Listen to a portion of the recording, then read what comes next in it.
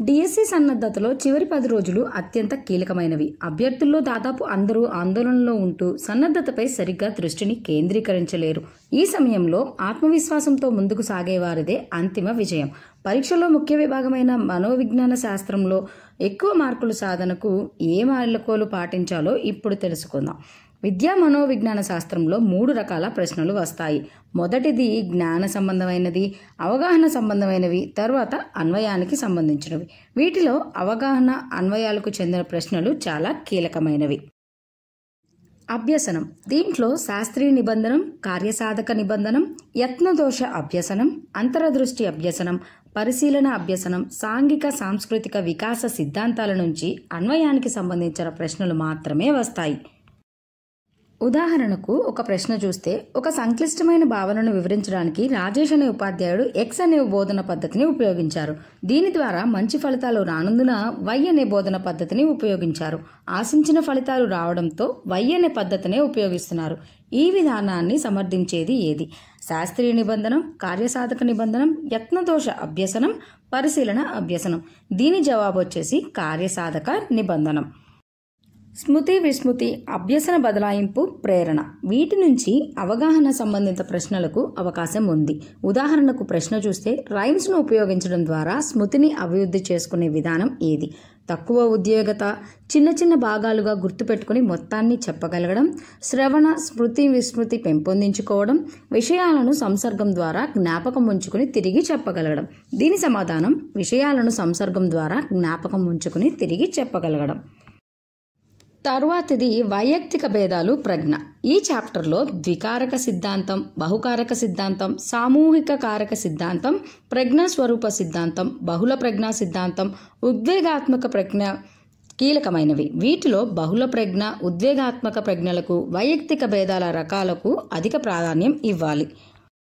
ఉదాహరణకు ఒక ప్రశ్న చూస్తే, రిషివర్ధన్ అనే విద్యార్థి బంగారం, ఇనుము, ఇత్తడి, రాగి అనేవి లోహాలు అని తెలిపితే, ఆ విద్యార్థి గిల్ఫర్డ్ ప్రజ్ఞా స్వరూప నమూనా ప్రకారం ఏ విధమైన ఆలోచన ఫలితాన్ని వ్యక్తపరుస్తున్నాడు?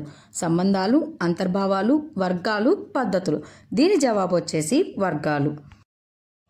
తరువాతది ప్రజ్ఞ పరీక్షలు, అభిరుచులు, వైఖరులు, సహజ సామర్థ్యాలు, సృజనాత్మకత. వీటి నుంచి డిఎస్సిలో ప్రశ్నలు అడుగుతారు. విద్యార్థులు వీటిపై దృష్టిని కేంద్రీకరించాలి. ఆర్మీ బీటా పరీక్ష లక్షణాలను ఇలా గుర్తించవచ్చు: శాబ్దిక పరీక్ష, సామూహిక పరీక్ష, పేపర్ పెన్సిల్ పరీక్ష, శక్తి పరీక్ష. రెండో ఆప్షన్ శాబ్దిక పరీక్ష, వైయక్తిక పరీక్ష, నిష్పాదన పరీక్ష, వేగ పరీక్ష. మూడో ఆప్షన్ వచ్చేసి అశాబ్దిక పరీక్ష, సామూహిక పరీక్ష, పేపర్ పెన్సిల్ పరీక్ష, శక్తి పరీక్ష. నాలుగో ఆప్షన్ అశాబ్దిక పరీక్ష, సామూహిక పరీక్ష, నిష్పాదన పరీక్ష, వేగ పరీక్ష. దీని జవాబు వచ్చేసి నాలుగో ఆప్షన్ అశాబ్దిక పరీక్ష, సామూహిక పరీక్ష, నిష్పాదన పరీక్ష, వేద పరీక్ష. మూర్తిమత్వ వికాసం. ఈ చాప్టర్ నుంచి రూప సిద్ధాంతాలు, లక్షణాంశ సిద్ధాంతాలు, నిర్మితి సిద్ధాంతాలు ఉంటాయి. వీటిలో నిర్మితి సిద్ధాంతాలు ముఖ్యమైనవి. మనోవిశ్లేషణ సిద్ధాంతం, మనోసాంఘిక వికాస సిద్ధాంతాల నుంచి ప్రశ్న తప్పనిసరిగా వస్తుంది. ఉదాహరణకు సీత అనే బాలిక పద్యాలు, కథలు చదవడానికి ఆసక్తి ప్రదర్శిస్తుంది. కానీ ఉపాధ్యాయుడు నిరుత్సాహపరచడం వల్ల ఆమె అభ్యసనంలో ప్రతికూలత ఏర్పడింది. దీన్ని గుర్తించిన ఉపాధ్యాయుడు ఉత్సాహపరచడం ద్వారా మూర్తిమత్వ వికాసాన్ని ప్రేరేపిస్తున్నాడు. దీనివల్ల ప్రవర్తనలో ఏర్పడే సద్గుణం ఏది? లక్ష్యం, సామర్థ్యం, మనోబలం, విశ్వసనీయత. దీని సమాధానం వచ్చేసి సామర్థ్యం. ఇక తరువాతది పెరుగుదల, వికాసం. ఈ చాప్టర్ నుంచి వికాస నియమాలు, వికాస దశలు, శైశవ దశ, పూర్వ బాల్య దశ, ఉత్తర బాల్య దశ, కౌమార దశల నుంచి ప్రశ్నలు అడుగుతున్నారు.